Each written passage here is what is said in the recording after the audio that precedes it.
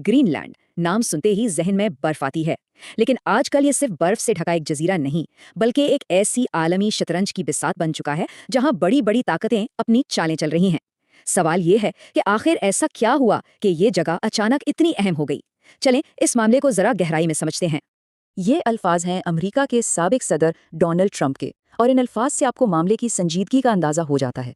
ये कोई मजाक या कोई वक्ती ख्याल नहीं था, बल्कि एक ऐसी जिद थी जिसने पूरी दुनिया के जियोपॉलिटिकल माहिरीन को चौंका दिया था।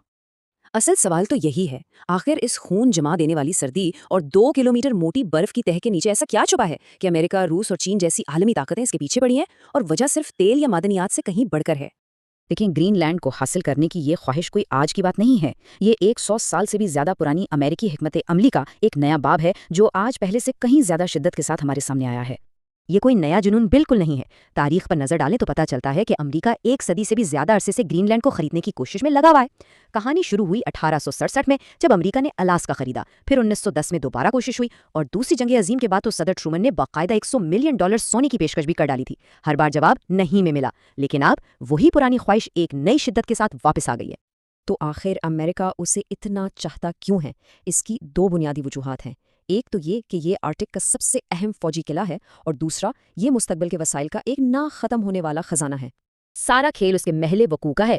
जरा नक्शे पर देखें कि ग्रीनलैंड कहाँ है। बिल्कुल रूस और शुमाली अमेरिका के दरमियान। फौजी नुक्ता नज़र से जिसका ग्रीनलैंड पर कंट्रोल है, इसका पूरे आर्कटिक पर कंट्रोल है, और अमेरिका पहले से ही वहां मौजूद है। थुल एयरबेस में तकरीबन 10,000 अमरीकी फौजी तैनात हैं। यहीं दुनिया का जदीद तरीन रेडार सिस्टम भी नस्ब है, जो रूस की तरफ से दागे गए किसी भी बैनुल इराज़मी बैलिस्टिक मिसाइल का फौरन पता लगा सकता है।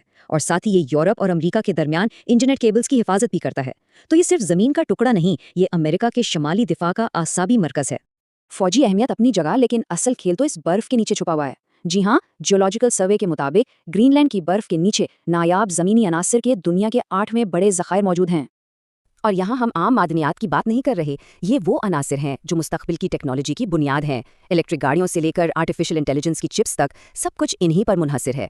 और ये तो सिर्फ एक पहलू है। अंदाज़ा है कि सिर्फ शुमाली मशरकी ग्रीनलैंड में 31 अरब बैरल से ज़्यादा तेल मौजूद है।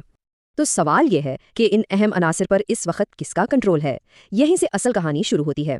चीन इस मैदान में सब पर हावी है। आलमी सप्लाई का 90% उसके हाथ में है। अमेरिका के लिए ग्रीनलैंड इस शिकंजे को तोड़ने का एक सुनहरी मौका है, क्योंकि 21वीं सदी की सुपर पावर वो नहीं होगी जिसके पास सबसे ज्यादा टैंक हो, बल्कि वो होगी जो हमारे मुस्तकबिल को बनाने वाले इन अनासिर को कंट्रोल करेगी। लेकिन इस कहानी का सबसे अहम और हैरान कुन पहलू अब सामने आ रहा है। एक ऐसी हकीकत जो मौसमियाती तब्दीली की वजह से वजूद में आ रही है, और जो आलमी तजारत का नक्शा हमेशा के लिए बदल सकती है। ग्लोबल वार्मिंग की वजह से आर्कटिक की बर्फ तेजी से पिघल रही है, जिससे एक नया तिजारती रास्ता खुल रहा है, जिसे नॉर्थ वेस्ट पैसेज कहते हैं। मिसाल के तौर पर चीन से लंदन जाने वाला जहाज अगर इस नए रास्ते से जाए तो उसे 9,000 किलोमीटर कम सफर करना पड़ेगा। इससे न सिर्फ करोड़ों डॉलर का ईंधन बचेगा, बल्कि 10 से 15 दिन का वक्त भी बचेगा।